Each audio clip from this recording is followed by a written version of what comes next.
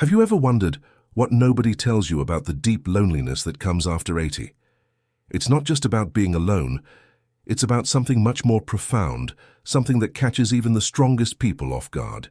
There's a kind of isolation that creeps in during your 80s that has nothing to do with how many people you know or how active you've been your whole life. It's the loneliness that comes when the world around you starts moving at a different pace, when conversations become harder to follow, when friends stop calling as often, when family visits feel rushed and distant. It's the loneliness of watching everything you once knew slowly fade away, leaving you standing in a world that feels increasingly foreign. And if you're not prepared for these shifts, they can leave you feeling lost, invisible, and wondering why no one warned you about this part of life. Today we're going to walk through 5 brutal realities about aging loneliness after 80, not to frighten you, but to give you the clarity you deserve. Because when you understand what's coming, you're no longer helpless against it. You can face it with dignity, preparation, and strength. We'll talk about the silence that fills your days when old friends disappear, the isolation that comes when your body can't keep up with your spirit, the helplessness of depending on others when you've always been independent, the invisible feeling when society starts looking right through you, and that deep ache that settles in when purpose feels lost and regrets feel heavy. Stay with me until the end, because while these truths may feel overwhelming, they also reveal something powerful. The opportunity to redefine connection, to find peace in solitude, and to discover that even in loneliness, you still have the power to choose how you want to live these precious years. Body, the silence of disappearing connections. The first reality of aging loneliness isn't something dramatic. It's quiet, almost gentle in how it arrives. One day you wake up and realize the phone hasn't rung in weeks. The mailbox holds only bills and advertisements. The calendar that once overflowed with coffee dates, dinner plans, and social gatherings now stretches empty for days at a time. This isn't about becoming antisocial or losing your charm. It's about time doing what time does. Friends pass away, some without warning. Others move to warmer climates or closer to their children. Siblings grow quiet, dealing with their own health struggles. Even the neighbors you've known for decades might relocate to assisted living facilities or simply become too frail to chat over the fence like they used to. The loneliness that comes from this isn't just missing people. It's missing the rhythm of connection that once gave your days structure and meaning. You realize that most of your stories, your shared memories, your inside jokes, they're locked away with people who are no longer here to remember them with you. You become the sole keeper of decades of experiences that once felt vibrant because they were shared. I think about Margaret, who at 82 found herself attending more funerals than birthdays. She told me once, "I didn't expect to outlive so many people I love. I thought we'd all grow old together, complaining about the same aches and sharing the same memories. But here I am, the last one standing, and all those memories feel so heavy, when there's no one left to laugh about them with." This kind of loneliness isn't solved by making new friends, though that can help. It's about grieving a whole way of life that's disappearing. The spontaneous phone calls, the unplanned visits, the assumption that someone would always be there to talk to. After 80, you learn that connection becomes more precious because it's more fragile. Every conversation might be the last one. Every gathering could be the final time you're all together, but understanding this reality means you can treasure connections differently. You can reach out first instead of waiting. You can say the important things while there's still time. You can create new rituals of connection, even if they look different than they used to, when your body becomes a prison. The second brutal reality of aging loneliness is how your own body can become the thing that separates you from the world. It's not just about aches and pains. It's about how physical limitations can create walls between you and the life you want to live. Maybe you can't drive at night anymore, so evening events become impossible. Perhaps stairs have become too risky, so you stop visiting friends who live in 2-story homes. Your hearing might be fading, making group conversations exhausting and confusing. Or your energy runs out so quickly that by the time you get dressed and ready to go somewhere, you're too tired to actually enjoy it. The loneliness here is different from missing people. It's the loneliness of missing yourself. Missing the person who could walk for miles, who could stay up late talking, who could... Travel on a whim or help a neighbor move furniture.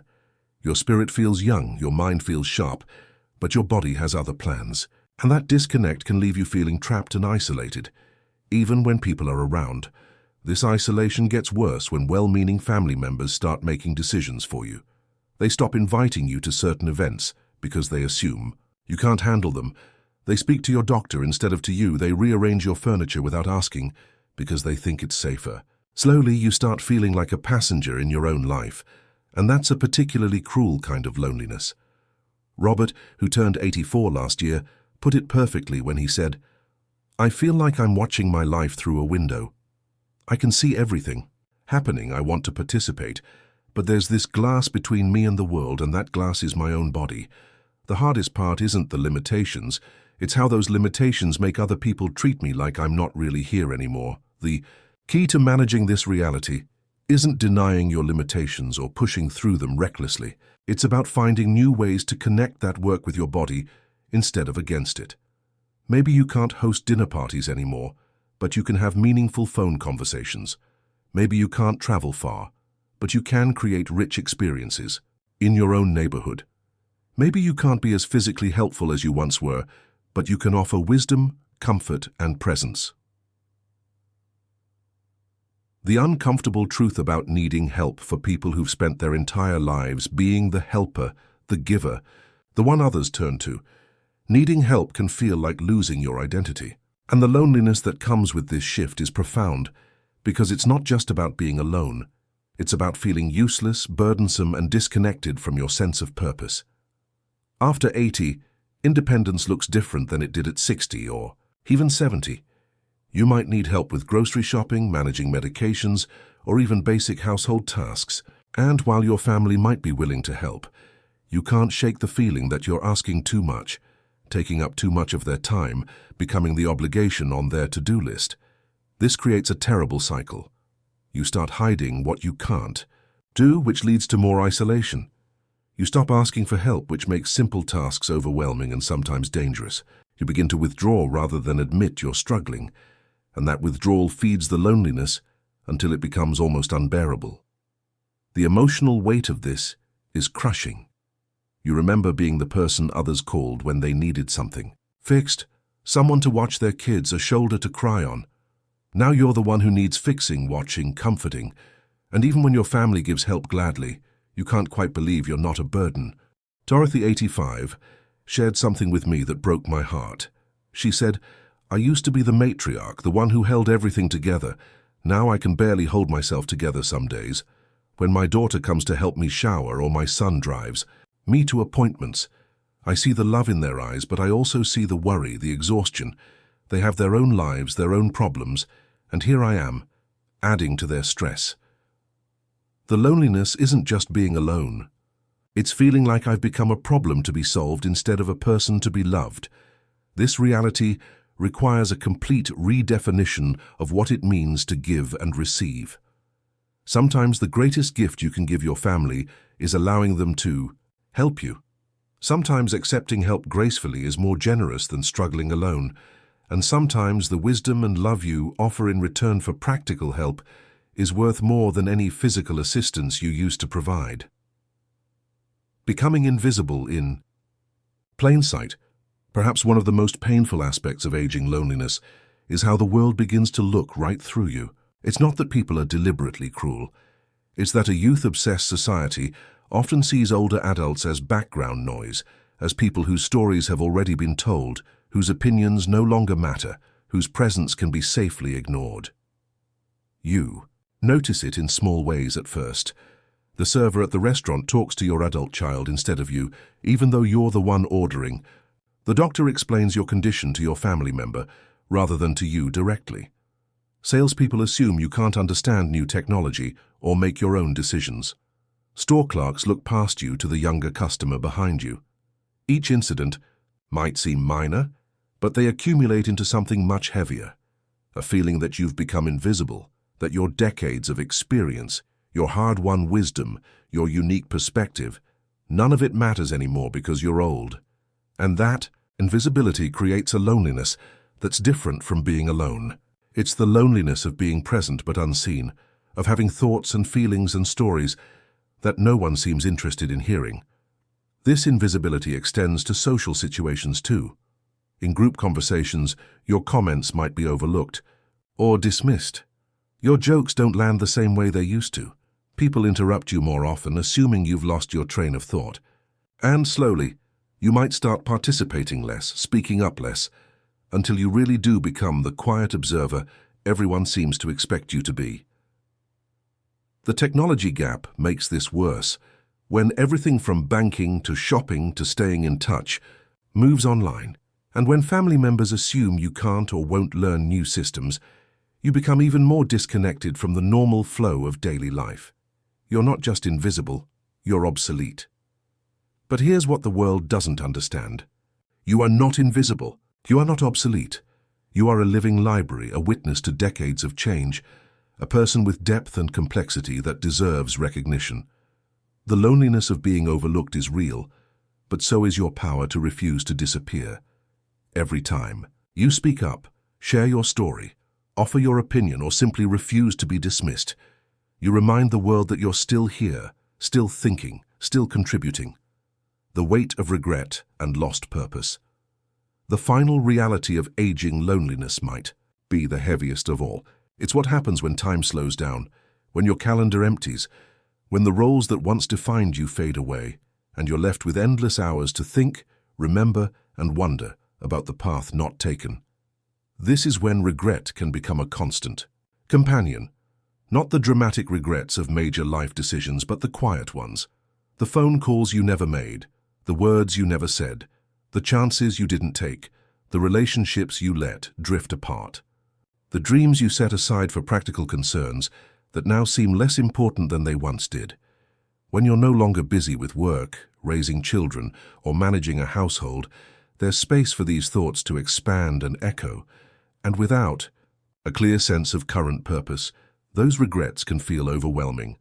You might find yourself thinking, oh, what was it all for? What does any of it matter now? The loneliness here isn't just about missing people or being overlooked. It's about feeling disconnected from meaning itself. If your value was tied to what you did rather than who you are, retirement or physical limitations can leave you feeling worthless. If your identity was built around caring for others, and now others are caring for you, you might feel lost and purposeless. This is complicated by the fact that society often treats retirement as the reward at the end of life, the time when you're supposed to relax and enjoy yourself. But for many people, especially those who found deep meaning in their work or their roles as caregivers, this reward can feel more like exile. Without purpose, without feeling needed, the days can stretch endlessly, filled with nothing but memories and regrets. But here's what's important to understand. Purpose doesn't have to disappear with age. It can be redefined, resized, reimagined. Maybe you don't lead a department anymore, but you can mentor someone who does. Maybe you don't raise children anymore, but you can share wisdom with those who are. Maybe you don't build things with your hands anymore, but you can build hope with your words, comfort with your presence, connection with your stories. The most profound purpose you might discover after 80 is simply this: being a witness to life, a keeper of memory, a source of perspective that only comes with having lived through decades of change. Your presence itself becomes a gift, a reminder that life can be survived, that challenges can be overcome, that love endures even when everything else changes. Living past 80 is an achievement that not everyone reaches. It represents decades of resilience, adaptation, and survival. But with that achievement comes challenges that no one really prepares you for, especially the different forms of loneliness that can emerge during these years. The silence when old connections fade away. The isolation when your body limits your world. The discomfort of needing help when you've always been the helper. The invisibility that comes when society stops seeing you clearly. The weight of regret when purpose feels lost. These are real challenges, and acknowledging them isn't pessimistic. It's honest. But here's what I want you to remember. Even in the face of these realities, you still have choices. You can choose to reach out first instead of waiting for others to call. You can choose to accept help gracefully instead of struggling alone. You can choose to speak up instead of accepting invisibility. You can choose to redefine purpose instead of mourning what's lost. You can choose connection over isolation, meaning over emptiness, presence over regret. Loneliness, after 80, is different than loneliness at other stages of life, but it's not inevitable, and it's not permanent. It can be managed, transformed, and even turned into something meaningful. Sometimes the deepest connections happen in the quiet moments. Sometimes the most important conversations happen when life slows down enough to really listen. Sometimes wisdom emerges from solitude, and strength develops from vulnerability. Your 80s and beyond aren't just about enduring. They're about choosing how you want to experience these precious years. They're about deciding what kind of elder you want to be, what legacy you want to leave, and how you want to use whatever time remains. The loneliness is real, but so is your power to shape your response to it. And that's not nothing. That's everything. Thank you for joining me today. I'd love to hear your thoughts in the comments below. Have you experienced any of these realities yourself, or have you watched a loved one navigate them? What strategies have helped you or someone you care about manage the loneliness that can come with aging? Your experiences and wisdom could help someone else who's facing these challenges.